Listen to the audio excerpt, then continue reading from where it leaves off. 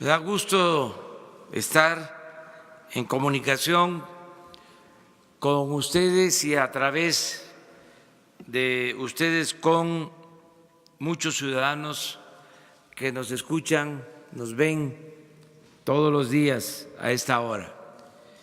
Vamos a dividir esta conferencia, este diálogo circular en dos partes. Primero vamos a informar sobre asuntos importantes que tienen que ver con los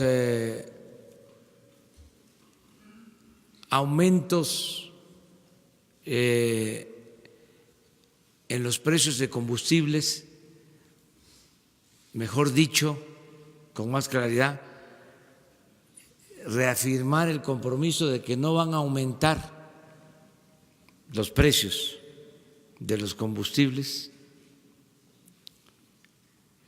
y el mecanismo que se va a utilizar para que no haya aumentos más allá de la inflación, como se le está haciendo para que no haya aumento en los precios de gasolinas, diésel, gas y electricidad.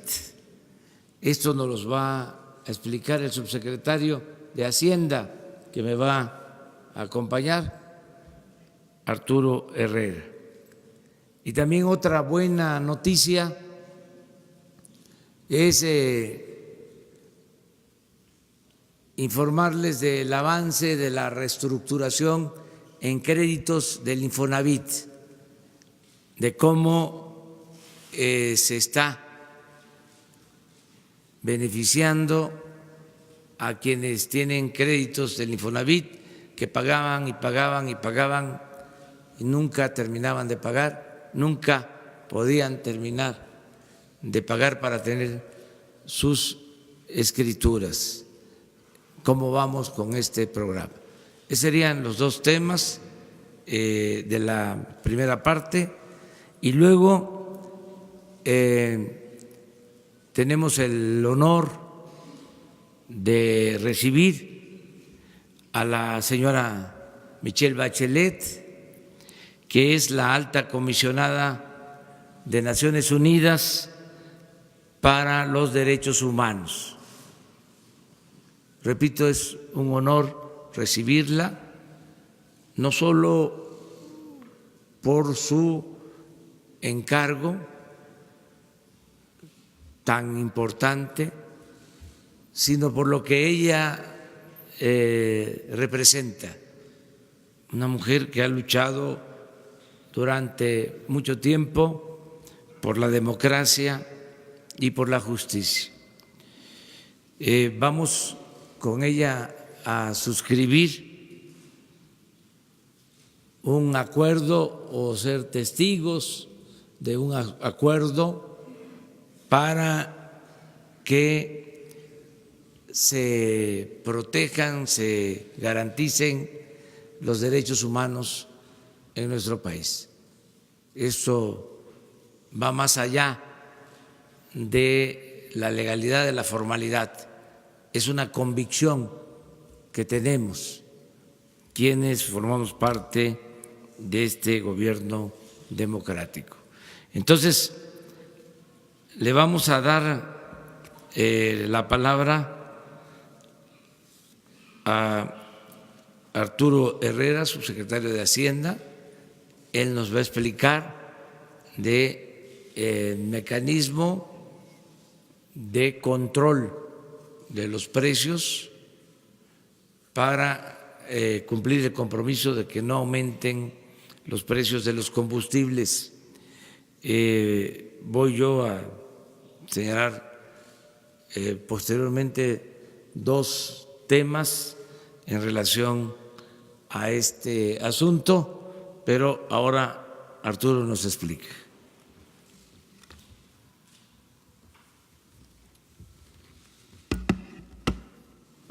Muy bien, buenos días, muchas gracias, presidente. Efectivamente, lo que se nos ha solicitado hoy es presentar cuál ha sido la dinámica de los precios de los energéticos y tratar de ver cómo esta dinámica incide con relación al compromiso de esta administración y del presidente que los precios de los energéticos no tengan incrementos más allá de los que señalaría la inflación. Entonces, vamos a empezar con una primera gráfica que muestra cómo han estado evolucionando los precios de la gasolina y del diésel. Las líneas punteadas en cada una de estas gráficas representa cuál es el precio objetivo, es decir, el precio que quisiéramos que tuviera, dado que no aumentara por arriba de la inflación. Lo que pueden ver en la gráfica del medio es la evolución del precio de la gasolina premium, donde el precio objetivo debería estar en 21.04 y el precio real está en 21.84, es decir, está por abajo de la inflación. No ese es el caso ni de la gasolina regular ni del diésel.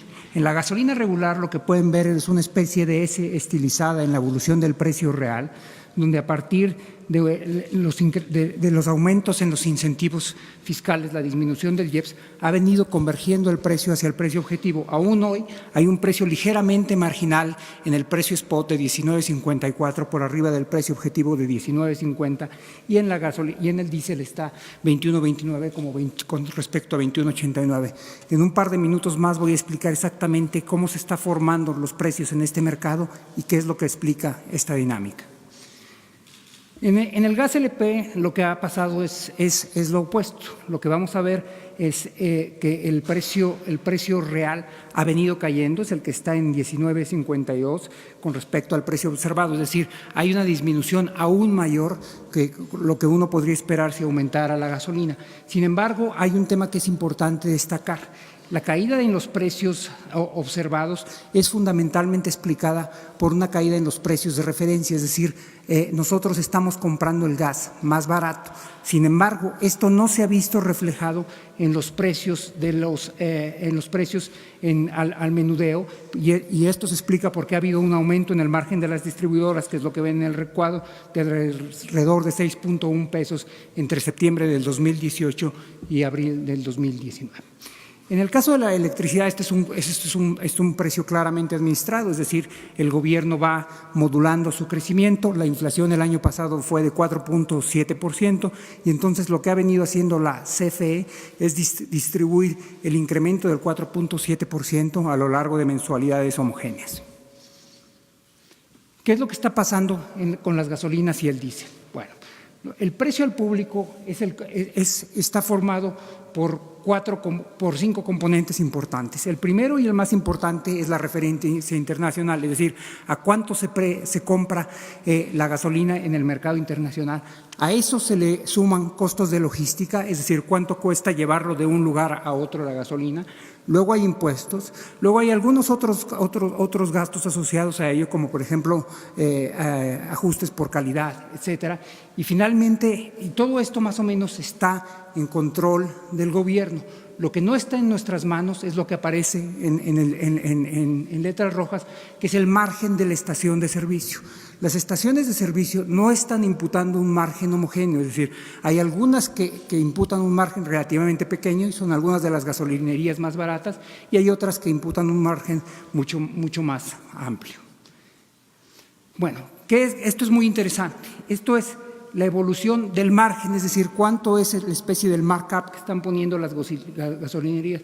Y lo que vemos es que en octubre 9 hubo un incremento del margen. Probablemente lo que esto sugiere es que estaban descontando que no iba a aumentar la gasolina por arriba de la inflación y están subiendo la base a partir de lo cual esto cambia. El margen ha venido teniendo algún incremento errático, pero lo que pueden ver, y esto es muy interesante en la parte derecha de esta gráfica, es cómo han venido aumentando los márgenes con relación al primer trimestre de hace un año. Es decir, en la gasolina regular los márgenes han aumentado 55%, en la premium 84% y en el diésel 36%. Estos incrementos no tienen nada que ver con la política de fijación de precios del gobierno. Estos incrementos son exclusivamente en respuesta a una política de fijación de precios hacia dentro de las estaciones de servicio. ¿Qué es lo que estamos viendo en el caso del diésel? Bueno, esta gráfica presenta dos cosas muy interesantes. La parte café es el estímulo, es decir, cuando hay un estímulo, el impuesto, el IEPS, tiene un aumento en el subsidio para tratar de que el precio final disminuya. Entonces, lo que pueden ver, por ejemplo, lo que ven abajo son número de días. Si uno pensara, por ejemplo, en el día 12, es que el estímulo incrementa para que el precio de las gasolinas sea menor, y si uno se va al día 17 pasa lo mismo. Lo que estamos viendo con el margen es que el margen aumenta cuando el estímulo está aumentando, lo cual quiere decir que el estímulo que tenía como objeto final, que se tradujera en una disminución del precio de los combustibles para los ciudadanos, está siendo absorbido por las estaciones de servicio y sumado a su ganancia, ¿no? Entonces, como resultado de esto, en marzo del 2019, los márgenes capturaron el 63% del estímulo, es decir, de cada peso de estímulo que está dando el gobierno, 63 centavos se lo quedan las estaciones de servicio y solamente 37 centavos son pasados al consumidor. Esta gráfica nos ayuda a entender qué es lo que está pasando. La barra del medio es el precio objetivo, es decir, si el precio de las gasolinas estuviera subiendo de acuerdo a la inflación, este es el que debería tener. La barra de la izquierda, la café oscuro, es el precio real. Y la barra roja es un precio teórico, un precio nocional, que sería el cual estaríamos observando si los márgenes que estuvieran cargando las gasolineras fueran similares a los que cargaron hace un año, es decir, no les pediríamos más ni menos, sino los que habían históricamente cargados. Como se puede ver, en los tres casos el precio teórico sería inferior tanto al precio objetivo como al precio en el mercado spot. Eso es lo que tiene que ver con gasolinas y diésel. ¿Qué es lo que estamos observando en el mercado de gas LP? Primero, es un comportamiento muy similar, es decir, un incremento de los márgenes a partir de septiembre, empezando a descontar que iba a haber una política de dinámica de precios diferente a partir de diciembre. Y estamos viendo también una situación similar, es decir, la línea baja, la línea que empieza con 10.90, es el precio al mayoreo que reciben por el gas, y la línea café oscura es el precio que recibe el público. Como pueden ver, estas líneas se mueven más o menos de manera paralela, sugiriendo que los márgenes históricamente han estado más o menos constantes. Estas tendencias tienen una ruptura en septiembre del año pasado, donde incluso ante una caída en los precios al mayoreo, los precios al público se han mantenido igual o se han venido aumentando, de tal forma que lo que estamos viendo reflejado en los precios que los ciudadanos están pagando no es el precio de la referencia, sino es un aumento en el margen de ganancia de los vendedores al mayoreo de gas LP. ¿Qué es lo que podemos estar haciendo y qué es lo que estamos observando? Bueno, con relación a esto, existen ya unos estudios de transición en el mercado de competencia energética que la COFECE ha venido realizando y ha encontrado 4 hallazgos. El primero de ellos es que los grupos económicos con las mayores participaciones de mercado no han cambiado en el tiempo, es decir, tenemos un número estable de empresas que han permanecido y siendo los principales proveedores. El segundo es que aun cuando puede haber muchos competidores, estos no necesariamente están compitiendo a nivel regional. A nivel regional tenemos estructuras claramente concentradas. Desde la liberación del precio, que se fue en el 2016, ha habido mayor concurrencia en el mercado, pero esto no se ha reflejado en menores precios. Y finalmente, el último punto es que el comportamiento observado de los precios sugiere la existencia de poder mercado. Esto no es lo que estamos diciendo nosotros, esto es lo que la COFECE encontró después de realizar una investigación en este mercado. A propósito de esto y siendo congruentes con estos dos resultados, la COFECE inició ya 2 investigaciones por posibles prácticas monopólicas.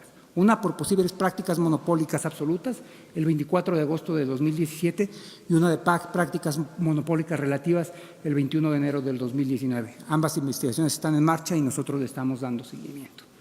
Finalmente, quisiera hacer un par de referencias al mercado de electricidad. Ahí prácticamente es un mercado que se está comportando como nosotros hubiéramos esperado.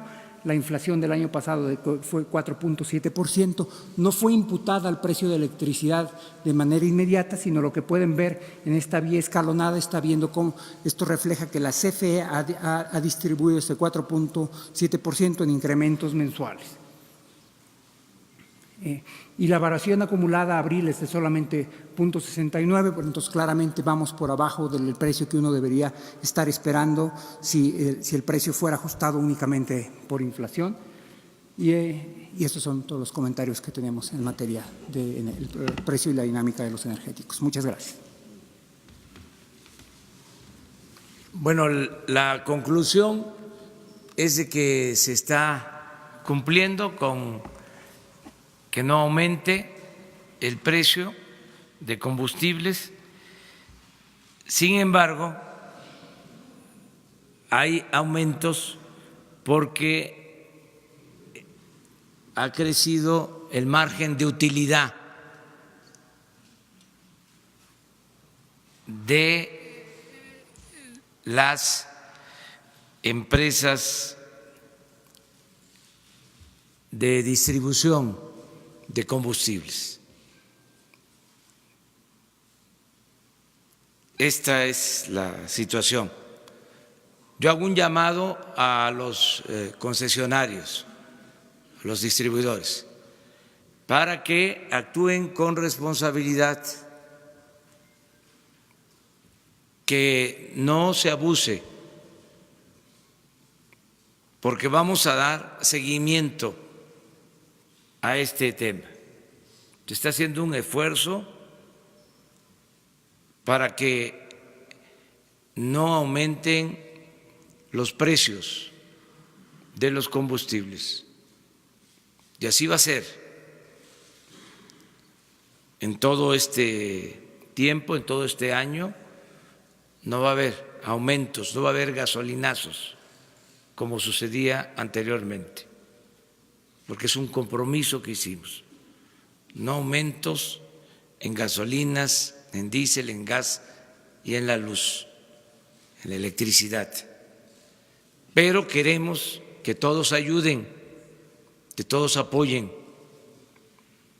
Entonces hago un llamado, repito, a los concesionarios para que revisen lo de sus márgenes de utilidad, que no piensen que no estamos observando el comportamiento en el manejo de los precios al consumidor, que es lo que nos importa. Por eso hemos decidido, como un primer llamado, en una primera instancia, pedirles a los concesionarios que nos ayuden. Es un exhorto fraterno, es una convocatoria amigable para que nos ayuden.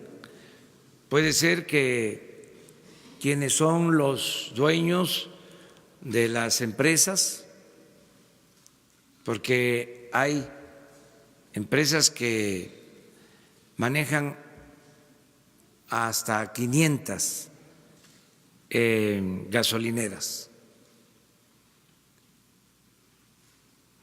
no sepan de lo que está sucediendo.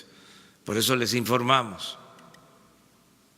Entonces es un llamado, una convocatoria a que nos ayuden para que no haya estos abusos. Lo segundo es que nos van a ayudar también los consumidores, porque vamos a dar mucha difusión al quién es quién en los precios de las gasolinas, que el consumidor sepa dónde está más barata la gasolina. Hay una aplicación que se puede usar con este propósito y que nos ayuden a comprar en donde está más barata. Vamos a que se difunda más cómo tener esta información. Ya está en los celulares, ya se puede utilizar en las ciudades para saber en qué gasolinería o gasolinera se vende más barata la gasolina. Y vamos también todos los lunes en la mañana, aquí, vamos a dedicar un minuto para poner en pantalla cuáles fueron las estaciones en donde se vendió más caro en la semana y cuáles fueron las estaciones donde se vendió más barato. Una primera etapa. Si así logramos que haya precios justos, que no haya abusos, hasta ahí nos quedamos. Si no se entiende,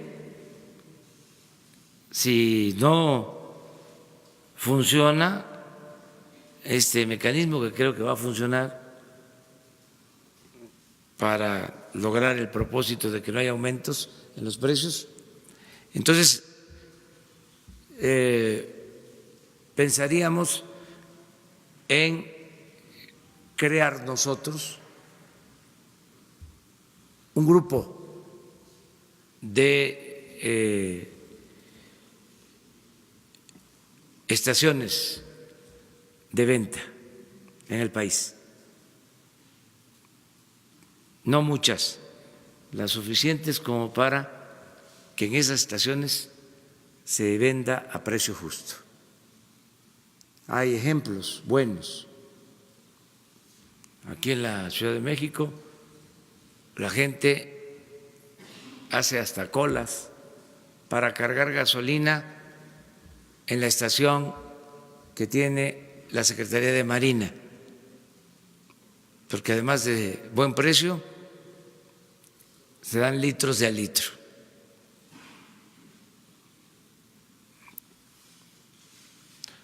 Si es necesario, vamos a crear este mecanismo para estimular la competencia. Pero yo espero que con la primera medida logremos el propósito de que se estabilicen los precios. Aclaro, termino este asunto diciendo de que no hay aumentos de impuestos, ni hay impuestos nuevos. Los compromisos se cumplen. Digo esto porque ayer salió la noticia de que se iba a restablecer el impuesto de la tenencia. Eso no es cierto. Eso es lo que quisieran nuestros adversarios, que nosotros incumpliéramos nuestros compromisos. Se van a quedar con las ganas. Vamos a cumplir todos los compromisos y no hay aumentos de impuestos ni impuestos nuevos. Muy bien, pasamos a lo del Infonavit, que es otra buena noticia, que el director del Infonavit nos va a informar cómo va el programa de reestructuración de los créditos. Gracias, presidente. Gracias, amigos de los medios de comunicación. Les informamos cómo va el programa de responsabilidad compartida. Como ustedes saben, este programa se presentó aquí el pasado 6 de febrero ahora les damos una actualización de cómo va. Lo empezamos a operar a partir del 1 de marzo y sobre todo recordar que es un programa que busca cambiar los créditos que venían indizados al salario mínimo, cambiarlos a pesos y ofrecer a los trabajadores un descuento a su saldo que en promedio ronda el 55% y ofrecerles un esquema de pago y tasa fija. Este año nos fijamos una meta de 194,000 trabajadores que tiene que ver con los casos más extremos que encontramos en la nueva administración, que eran créditos que a pesar de estar vigentes, la gente enfrentaba un saldo positivo creciente que se volvía verdaderamente una carga para la familia. Entonces lo que hicimos es agarrar los casos más extremos e iremos avanzando a lo largo del sexenio para llegar a 750,000 casos aproximadamente. En la que sigue vamos a ver cómo va el programa al día de hoy. Hemos ya firmado 16,657 convenios de cambio, lo cual representa 3,594 millones de pesos de descuentos a los saldos. Es muy relevante mencionar que en tan solo un mes hemos logrado, poco más de un mes, 16,000 casos. Esto ya lo convierte en el programa más exitoso de cambios que ha tenido el Infonavit en sus más de 40 años de historia, y esto es gracias al concurso de los distintos sectores, tanto el sector empresarial como el sector sindical, que ha apoyado este tipo de programas, además de, por supuesto, la vocería que ha ofrecido el secretario Román Meyer y todos los demás funcionarios del gobierno federal que nos han apoyado a difundir este programa, y por supuesto ustedes como medios de comunicación que han sido también muy buenos para difundir este programa. Entonces vamos en 16,657 y esperamos, vamos en línea con lo programado, vamos a cumplir la meta hacia final de año para llegar a los 194,000 acreditados y seguir con el programa a lo largo del sexenio. Y a continuación le presentamos un testimonio de una persona acreditada que fue beneficiaria de este programa, y con esto terminaríamos.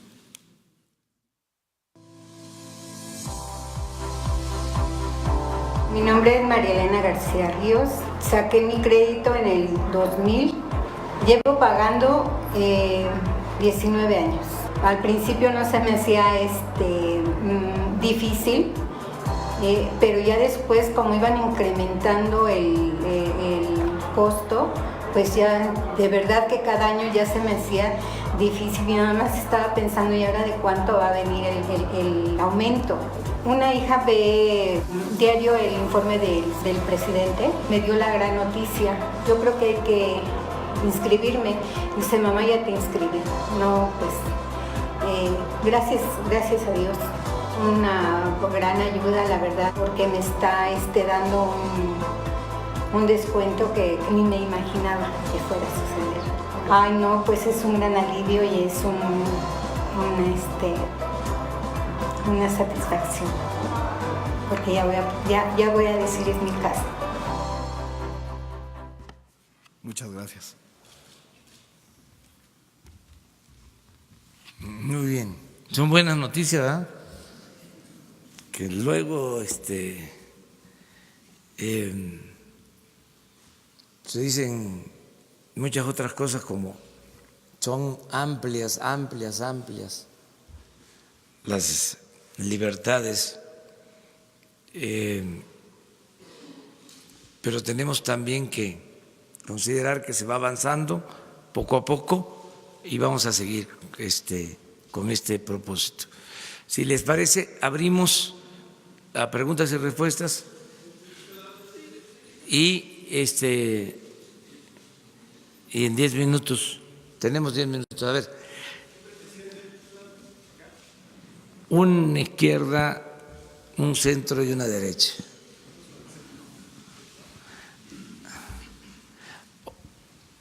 Buenos días, señor. Hombre y mujer, hombre y mujer.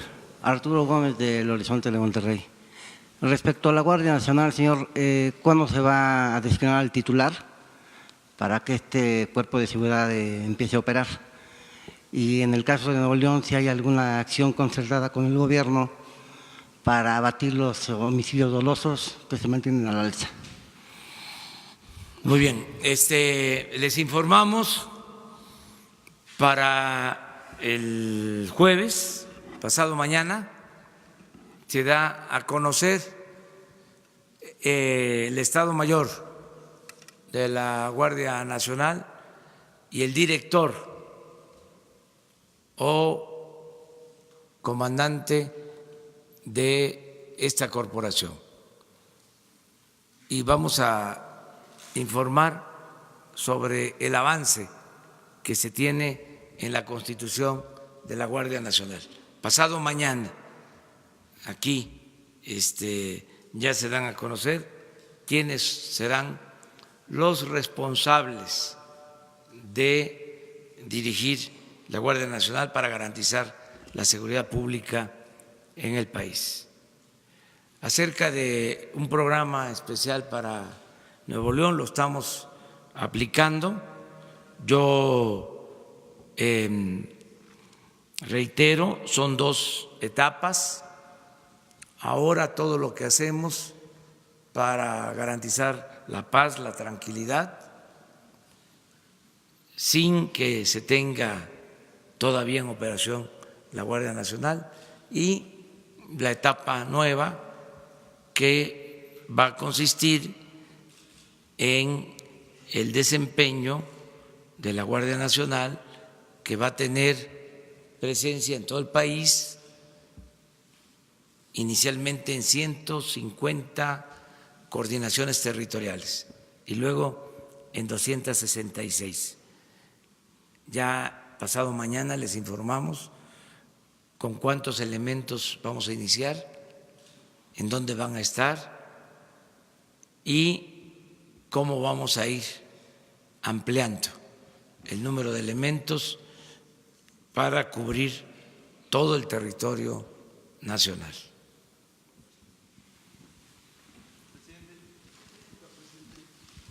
Aquí en medio, una compañera.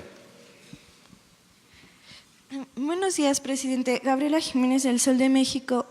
Preguntarle, tenemos publicado una serie de notas en donde una inmobiliaria llamada Trepi alega de que pues ellos interpusieron un amparo para que en una zona del bosque de lo que sería la 4ª sección de Chapultepec, pues no se establezca como reserva natural. Saber, pues si usted conoce de este tema, qué es lo que le han dicho. Sabemos también que, pues, el licenciado Julio Scherer lleva parte del tema y, pues, saber, cuál es el avance en este tema. Y por otro lado, también preguntarle sobre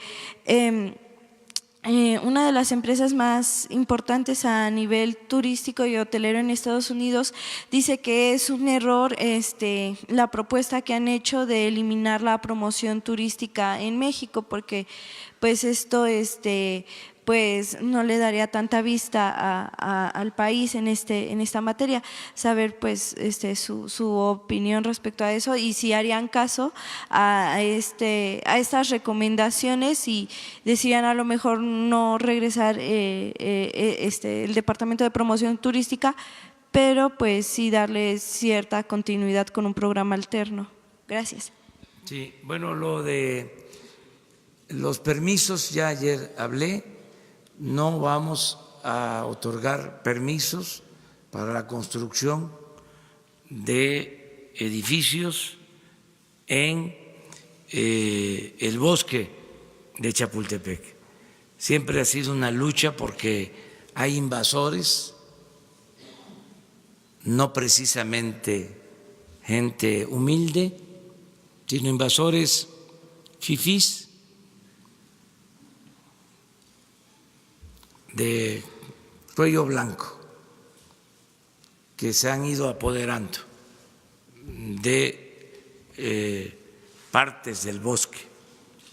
Es un asunto que viene de tiempo atrás, pero nosotros no vamos a permitir eso.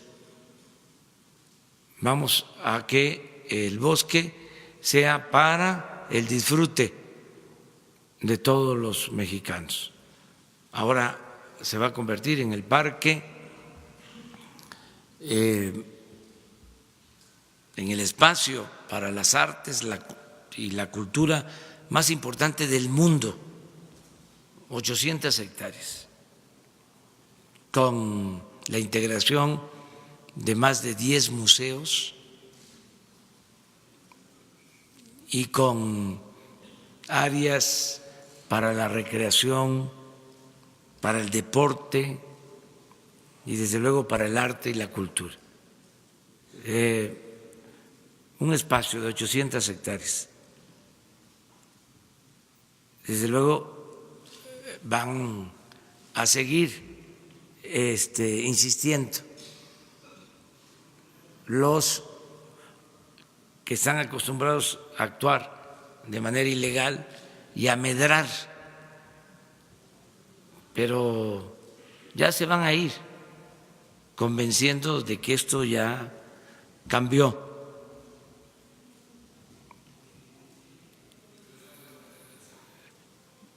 Ellos son muy persistentes en seguir haciendo negocios con el influyentismo, al amparo del poder público. Les gusta mucho el régimen de corrupción, pero nosotros vamos a acabar con la corrupción y somos muy tercos. Está demostrado, somos perseverantes. En este tema de poner orden, de acabar con la corrupción, ni un paso atrás, ni siquiera para tomar impulso. Lo otro tiene que ver con lo mismo. Estaban encariñados con el manejo de alrededor de 6,000 millones de pesos del Fondo de Turismo, que los manejaban para pagar publicidad en México y en el extranjero.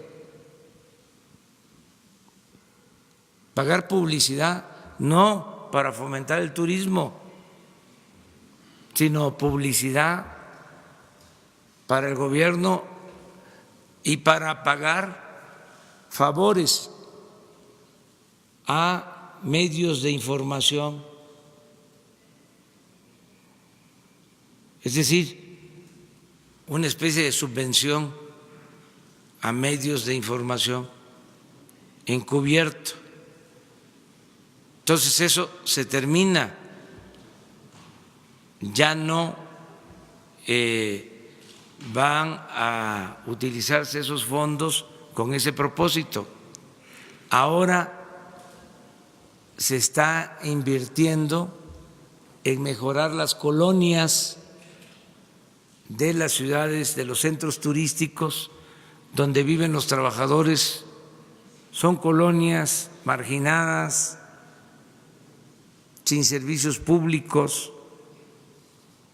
Hay contrastes que avergüenzan. Centros turísticos con hoteles de 5 estrellas, gran turismo, y colonias sin servicios donde vive la gente, los mismos trabajadores del sector, sin agua, sin drenaje,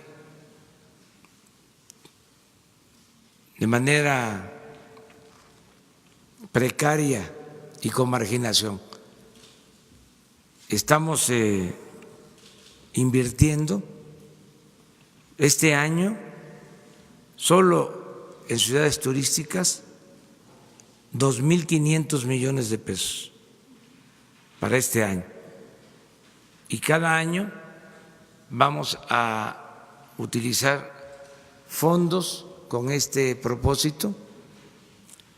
Además, todas las embajadas y los consulados de México en el extranjero van a hacerse cargo de la promoción turística. Por si fuese poco, la mejor manera de promover a México es garantizar que haya paz y tranquilidad en nuestro país. No se puede ser candil de la calle y oscuridad de la casa.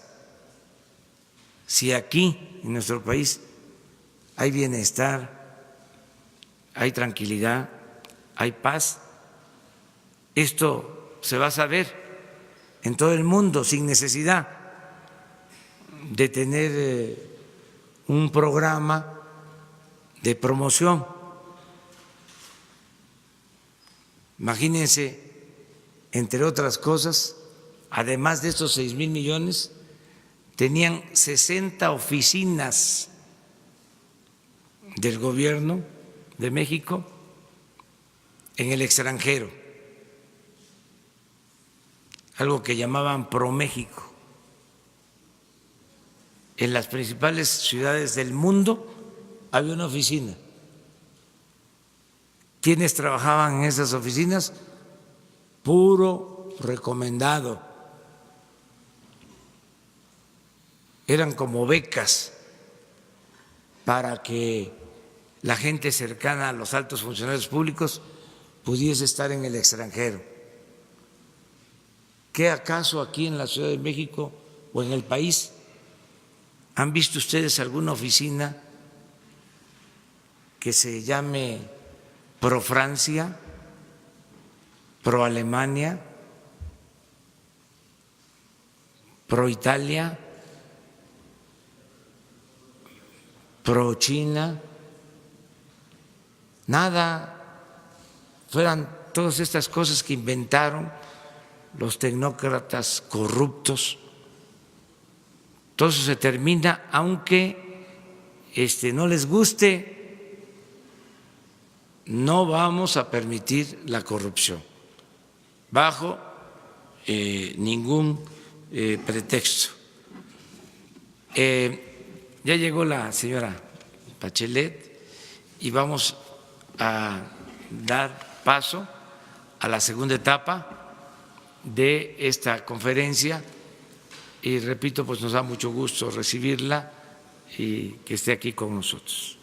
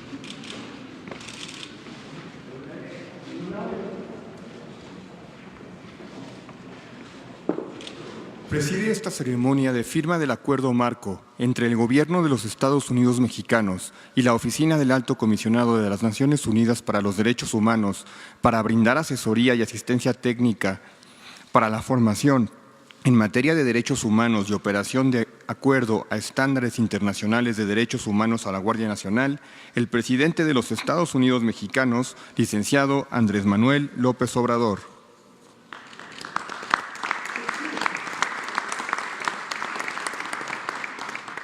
Lo acompañan la alta comisionada de las Naciones Unidas para los Derechos Humanos, doctora Michelle Bachelet.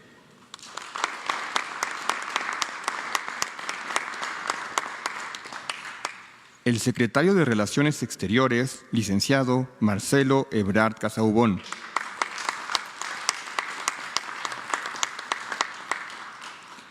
El secretario de Seguridad y Protección Ciudadana, doctor Alfonso Durazo Montaño.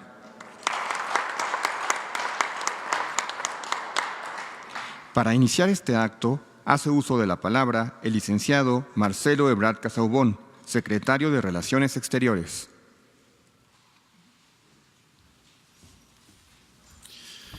Con su permiso, señor presidente, saludar muy especialmente la presencia el día de hoy de la doctora Bachelet, alta comisionada de las Naciones Unidas para los Derechos Humanos, muchas gracias por su visita, por su participación. Señor secretario de Seguridad, doctor. Señora ministra de Gobernación, secretario de Defensa, secretario de Marina, amigas, amigos todos.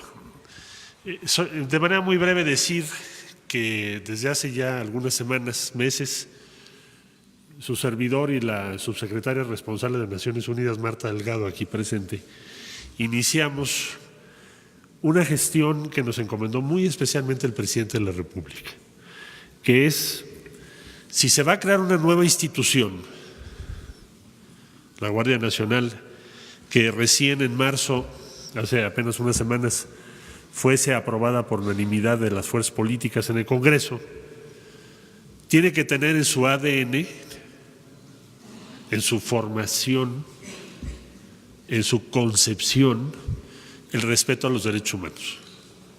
Es decir, durante muchos años en México se manejó un acerto, un paradigma que sostenía que la defensa y respeto a los derechos humanos obstruye la eficacia de la acción para la seguridad pública.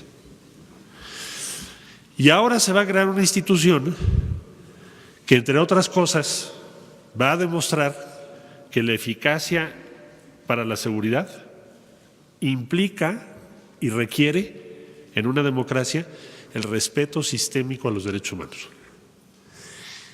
Y la Oficina de la Alta Comisionada de las Naciones Unidas para los Derechos Humanos, encabezada por la doctora Michelle Bachelet, ha aceptado participar en esta construcción desde ahora para que esta nueva institución que México va a formar para garantizar la seguridad pública tenga en su ADN los derechos humanos. De manera que es una muy buena noticia para todas y todos los mexicanos y estamos sumamente agradecidas con la resolución de la Oficina de la Alta Comisionada de las Naciones Unidas para Derechos Humanos para participar en esta ardua tarea. ¿Y quién mejor que la doctora Bachelet, quien ahora encabeza esta oficina, para hacerlo, para participar, para estar a través de su oficina y sus representantes en el diseño, formación e implementación de lo que acabo de decir? De eso se trata el convenio del día de hoy y creo que es una gran noticia para todo México y, señor presidente, cumplido lo que nos había encomendado. Muchas gracias.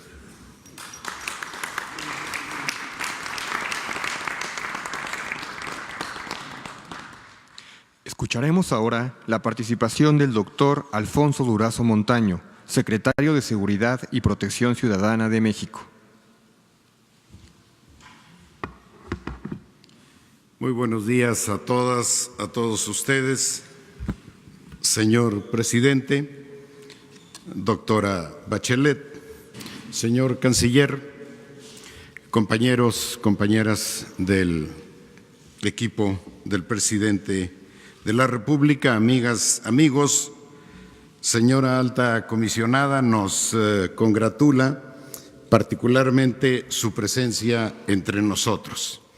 Usted y su trayectoria personal son ampliamente conocidas y valoradas entre quienes participamos en esta etapa de transformación en México. Sabemos de su desenvolvimiento como ministra de Salud y posteriormente de Defensa en los gobiernos del Renacimiento Democrático de Chile, así como de los dos periodos presidenciales que usted encabezó.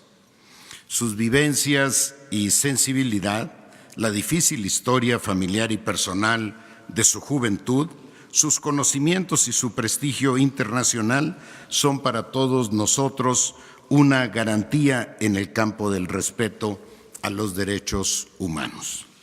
La historia nuestra y la del mundo nos muestran claramente que las violaciones a los derechos humanos se multiplican y perpetúan en la impunidad. Cada atropello que no se aclara, que no se sanciona y que no se repara, fomenta su repetición, fomenta el abuso de autoridad, la extralimitación de los servidores públicos, la vulnerabilidad de la sociedad y el rencor social incluso hacia las instituciones nacionales.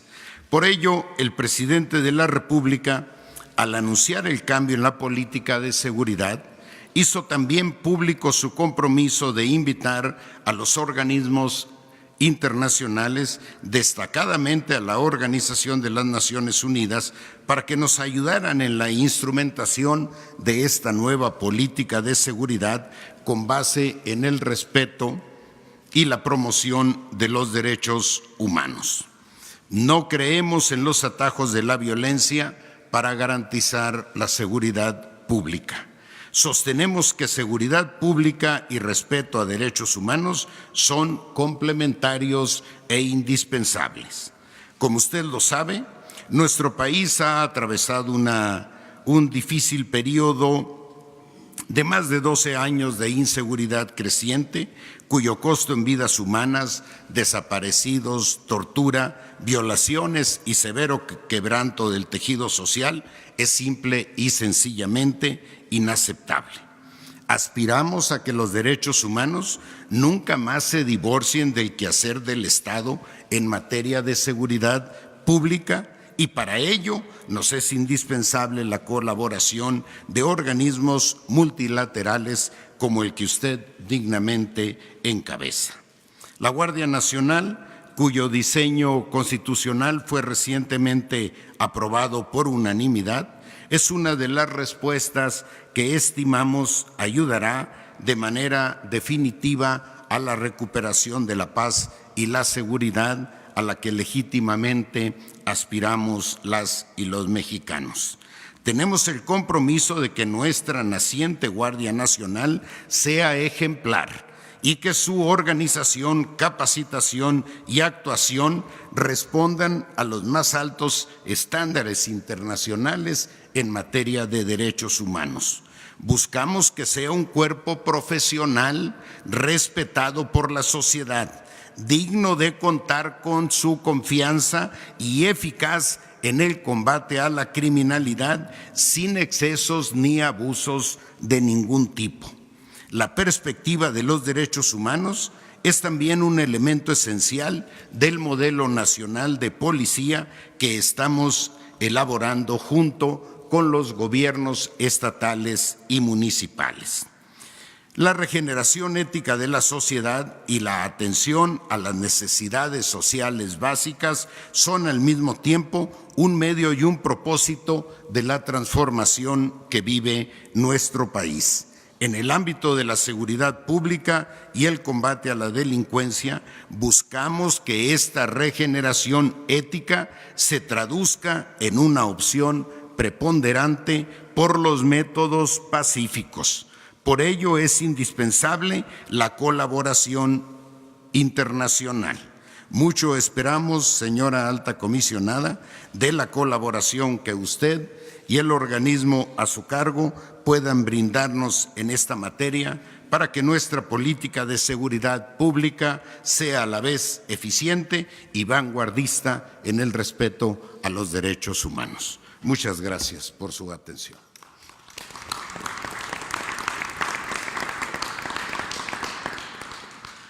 A continuación, damas y caballeros, se firma el acuerdo marco entre el Gobierno de los Estados Unidos mexicanos y la Oficina del Alto Comisionado de las Naciones Unidas para los Derechos Humanos para brindar asesoría y asistencia técnica para la formación en materia de derechos humanos y operación de acuerdo a estándares internacionales de derechos humanos a la Guardia Nacional. Suscriben el licenciado Marcelo Ebrard Casaubon, secretario de Relaciones Exteriores; la alta comisionada de las Naciones Unidas para los Derechos Humanos, doctora Michelle Bachelet; y como testigo de honor, el presidente de los Estados Unidos mexicanos, licenciado Andrés Manuel López Obrador.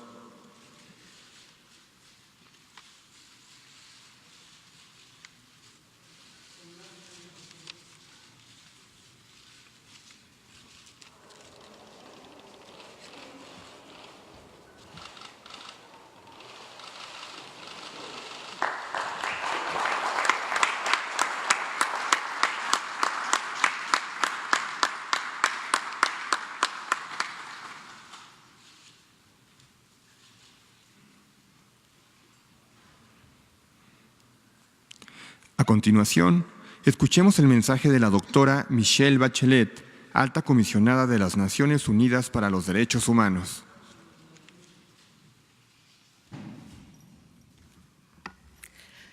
Señor Presidente de la República, señor Secretario de Relaciones Exteriores, señor Secretario de Seguridad y Protección Ciudadana, señoras y señores secretarios de Estado, amigas y amigos. Hoy mi oficina ha firmado con México un acuerdo que tiene por objetivo contribuir al fortalecimiento de las capacidades del Estado mexicano en el contexto de la reforma constitucional sobre la Guardia Nacional. Durante mi visita he escuchado a múltiples actores hablar sobre los importantes y complejos retos que enfrenta México en materia de derechos humanos. La preocupación por la seguridad y sus impactos sobre la vida diaria de las personas han sido mencionados una y otra vez. Mi oficina no puede estar ausente de los esfuerzos para superar los desafíos de un país con más de 40.000 personas desaparecidas, según registros oficiales, en el que 9 mujeres son asesinadas al día y que ha alcanzado tasas de homicidios altas desde 1990 en los últimos años. El acuerdo que hoy firmamos demuestra el interés compartido por las partes en avanzar hacia un claro cambio de paradigma que coloque a los derechos humanos en el centro del accionar de la fuerza pública. La experiencia nos demuestra que no se puede lograr la seguridad sin un pleno respeto a los derechos humanos y que no se pueden disfrutar los derechos humanos sin condiciones de seguridad. Asimismo, cuando no se respetan los derechos humanos en la lucha contra la delincuencia, lo que se genera es un ciclo creciente de violencia.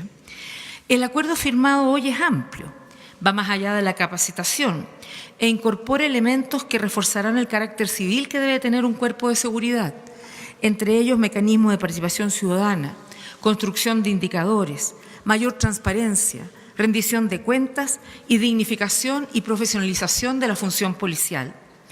Uno de los elementos más relevantes en el proceso de reforma constitucional en materia de Guardia Nacional fue la apertura para escuchar e incorporar diversos planteamientos de los grupos políticos del Congreso de la República, sociedad civil, academia, víctimas de graves violaciones de derechos humanos, organismos públicos de derechos humanos y agencias de Naciones Unidas. Y hoy celebro que, fruto de ese proceso, se alcanzó un consenso en una materia especialmente compleja, incorporando muchas de las preocupaciones y propuestas hechas por los diversos actores. Ese consenso es una muestra de madurez que podemos ver reflejado también en el proceso de elaboración de la legislación secundaria derivada de la reforma, la Ley de la Guardia Nacional, la Ley Nacional de Uso de la Fuerza, la Ley Nacional del Registro de Detenciones. Estoy convencida de que los actores que participaron en el proceso de elaboración de la reforma constitucional tendrán mucho que aportar también en esta segunda etapa. Mi oficina continuará apoyando estos procesos legislativos y su posterior implementación. La Guardia Nacional representa una oportunidad para construir una corporación que haga compatible la obligación que tiene el Estado de proveer seguridad a su población y al mismo tiempo salvaguardar los derechos humanos de sus habitantes. De esta forma se superaría el paradigma que en los últimos 12 años ha desprotegido a las personas y ha sido una fuente de agravio para sus derechos. Los esfuerzos centrados en la Guardia Nacional deben complementarse, por supuesto, con el fortalecimiento del resto de las corporaciones policiales. La debilidad estructural de los cuerpos policiales en todo el país puede revertirse por medio de la profesionalización de las policías y la dignificación de su labor. La dotación de suficientes recursos y la mejoría de los procesos de selección, capacitación y evaluación de su actuación resultan esenciales. También el reconocimiento y respeto de los derechos de quienes integran las corporaciones policiales son clave. Porque es cierto que toda sociedad tiene que garantizar que sus policías cuenten con los recursos para desarrollar su labor y con las condiciones para tener, unas condiciones dignas de trabajo. Y la responsabilidad de todas las autoridades en la garantía de la seguridad con pleno respeto a los derechos humanos es una obligación de cualquier país, pero en un país federal como México, donde los estados y municipios tienen las competencias muy amplias relacionadas con la seguridad, ninguna política de seguridad podría funcionar sin la efectiva participación y compromiso de dichas autoridades. Finalmente, todo este trabajo se complementa con las recomendaciones internacionales hechas a México y los estándares y decisiones de organismos regionales e internacionales como la Corte Interamericana de Derechos Humanos, que ofrecen al Estado mexicano herramientas de cambio para avanzar en el estado de respeto de los derechos. Pongo a disposición de las autoridades mexicanas la experiencia de mi oficina en México, acumuladas a lo largo de los últimos 18 años de procesos de construcción de política pública, armonización legislativa, capacitación, construcción de indicadores, documentación de casos y participación de la sociedad civil. Esta será una nueva contribución de mi oficina, con un compromiso de largo plazo que permita tener cuerpos de seguridad confiables, efectivos y respetuosos de los derechos humanos. Estoy convencida, presidente, que la colaboración entre el Estado mexicano y mi oficina tendrá sin duda, aportará a un efecto transformador positivo para que seguridad y derechos humanos vayan siempre de la mano. Muchas gracias.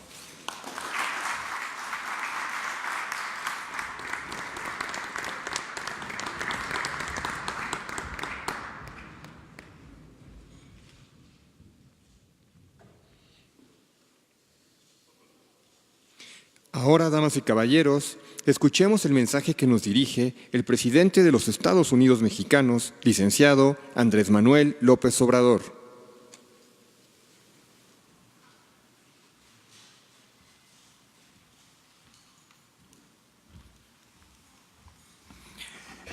Amigas, amigos, este es un acto muy importante, podría decir histórico, porque se firma el acuerdo con Naciones Unidas, con la alta comisionada de Derechos Humanos, la señora Bachelet, para el acompañamiento de una nueva etapa en el propósito de garantizar la paz y la tranquilidad en nuestro país. Es interesante hablar sobre los antecedentes del por qué estamos iniciando esta nueva etapa a partir de la creación de la Guardia Nacional.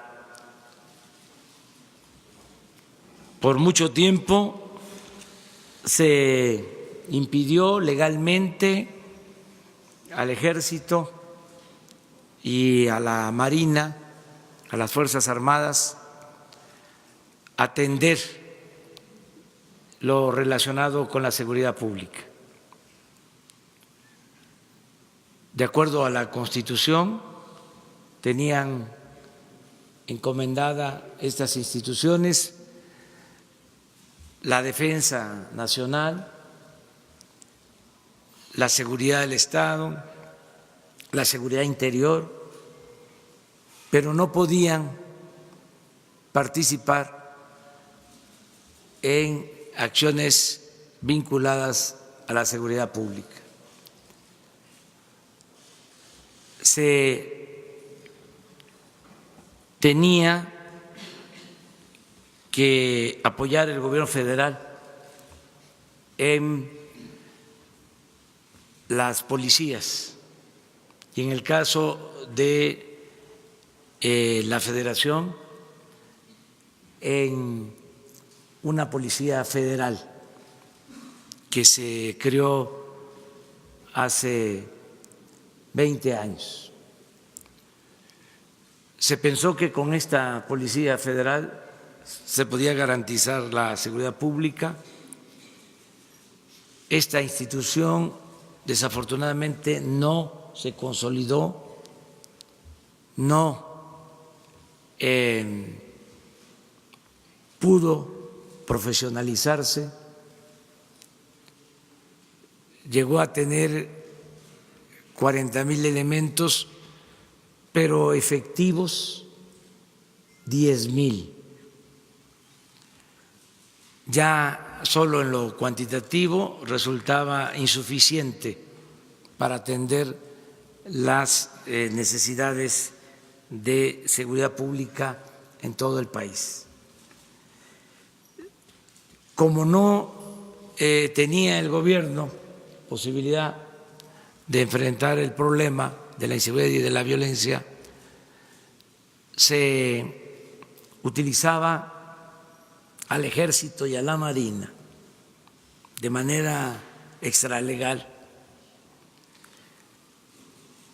para llevar a cabo operativos orientados básicamente al combate al narcotráfico. Al final de cuentas, la población no tenía protección porque no se contaba con elementos para garantizar la seguridad pública. Hace poco recibimos el informe de que el gobierno contrataba a 50,000 elementos de policías, en su mayoría privados, para cuidar sus instalaciones, mientras se contaba para cuidar a la gente con 10,000 elementos. Por eso se propuso la reforma a la Constitución. Se habló con toda claridad al pueblo de México de esta deficiencia y de la necesidad de legalizar la participación del Ejército, de la Marina en la tarea de seguridad pública. Esto que se aprobó, el que puedan ahora estas fuerzas ayudarnos en las tareas de seguridad, es un gran avance, porque vamos a contar con dos instituciones fundamentales, el Ejército y la Marina. En lo general, el Ejército tiene 220,000 elementos, la Marina 40,000 elementos, que sumados a la Policía Federal nos va a permitir contar con más elementos para la seguridad pública. Pero no solo es eso, vamos a poder, sin simulación, de conformidad con la Constitución y las leyes, contar con una institución como el Ejército, que tiene profesionalismo, que tiene disciplina, que tiene instalaciones en todo el país. La Policía Federal no llegó ni siquiera a construir instalaciones, los mandaban a operativos a los estados y se hospedaban en hoteles, en campamentos. No habían las condiciones necesarias, no había ni siquiera para ellos un trato humano digno. Entonces, ahora, con esta reforma vamos a poder contar con una institución, repito, de mucho profesionalismo como el Ejército Mexicano. Aquí quiero subrayar dos cosas. Cuando se habla del Ejército, siempre se produce inquietud por la trayectoria de los ejércitos en el mundo. Pero es importante subrayar, es importante dejar de manifiesto que el Ejército Mexicano es un ejército muy especial en el concierto de las Fuerzas Armadas en el mundo. El Ejército Mexicano surge de la revolución, Es un ejército que se constituye a partir de que se lleva a cabo, se ejecuta un golpe de Estado en nuestro país, luego del asesinato de un presidente ejemplar, del apóstol de nuestra democracia, de Francisco I. Madero, un gobernador en ese entonces, el único, Venustiano Carranza, de todos los gobernadores, se opone a ese golpe de Estado y convoca a la constitución del ejército mexicano, del actual ejército. El ejército de México surge así y se nutre de nuestro pueblo y ha actuado con honestidad. Nuestro ejército no pertenece a la oligarquía, sus altos mandos no son una élite, los generales en activo o en retiro viven de manera modesta. Esto es muy importante decirlo. La otra característica que quiero destacar es de que cuando el ejército mexicano no ha actuado de manera correcta, cuando se ha desviado, ha sido por instrucciones de la autoridad civil, de manera destacada y dolorosa durante la represión de 1968 a los estudiantes. Pero en ese entonces, y es algo que debemos de revisar, la orden la dio el presidente de la República y la ejecutó el Estado Mayor Presidencial, un cuerpo de élite vinculado a la presidencia, que por cierto, aprovecho para informar, ya no existe, se canceló, se suprimió en este gobierno. Y otro hecho también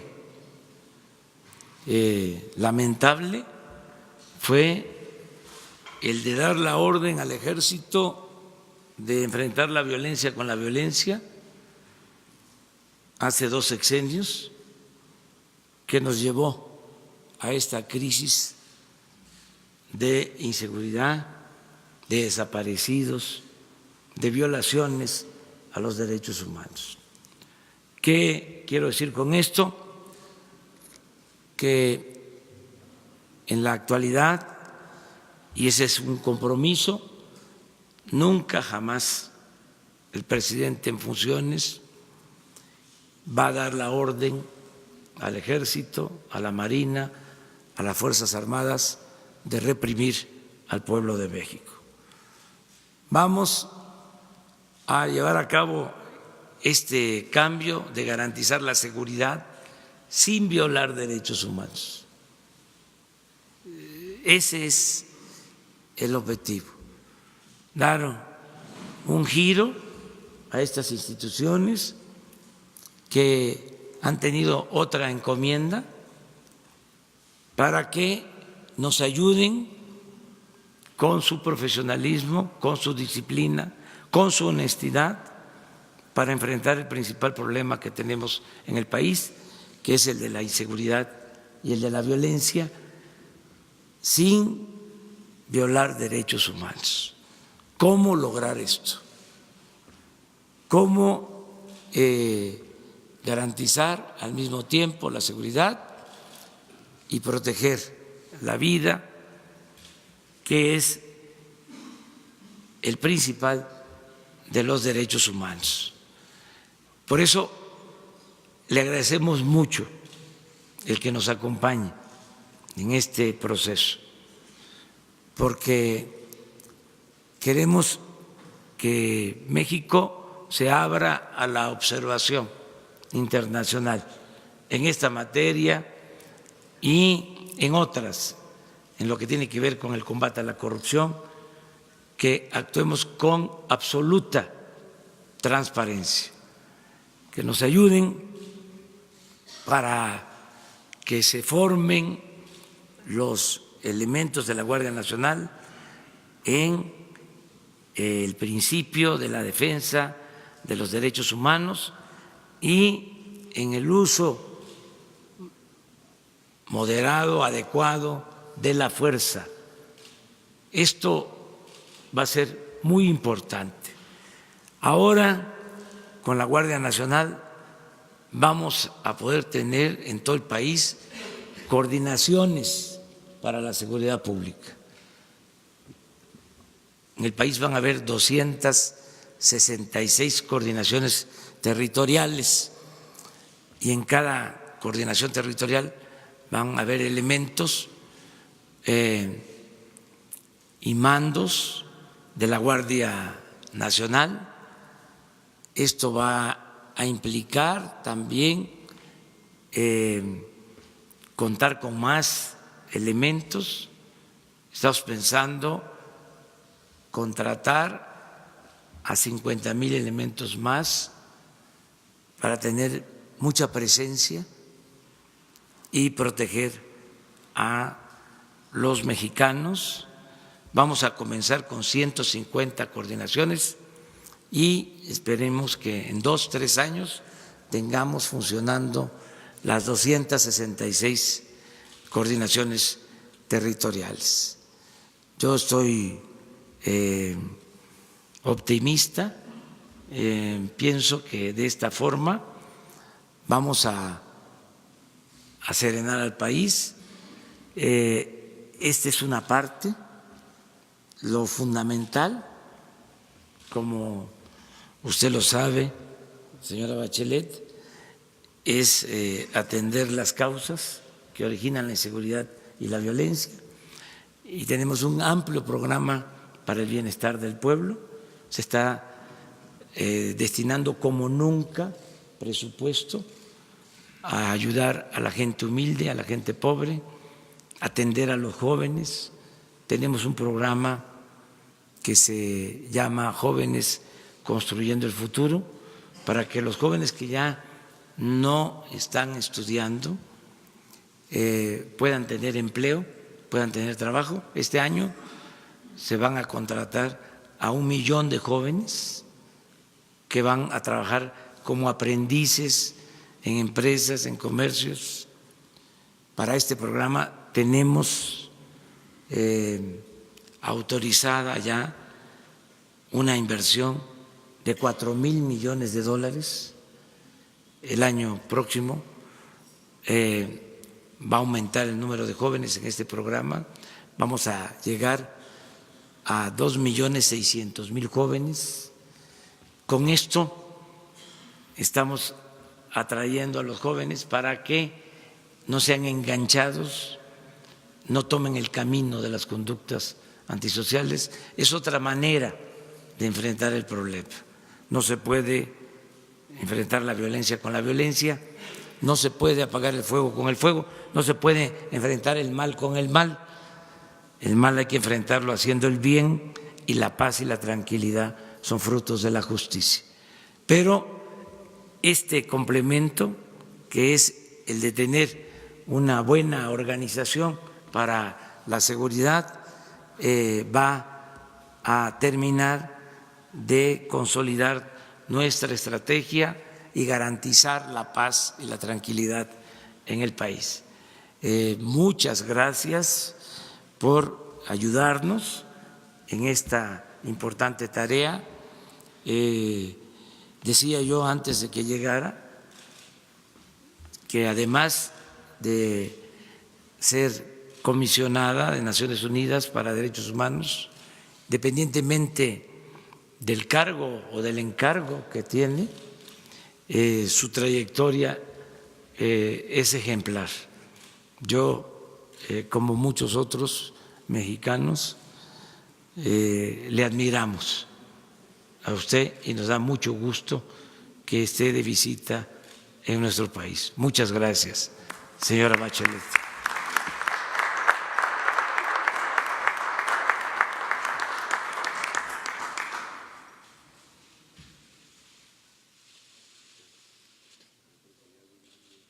Agradecemos al presidente su mensaje y con ello culmina la primera parte de las actividades que tenemos programadas esta jornada.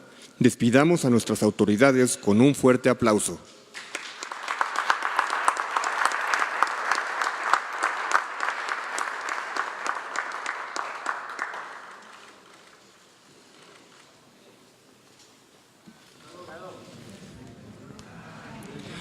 Damas y caballeros, a continuación tendremos un receso para continuar con nuestro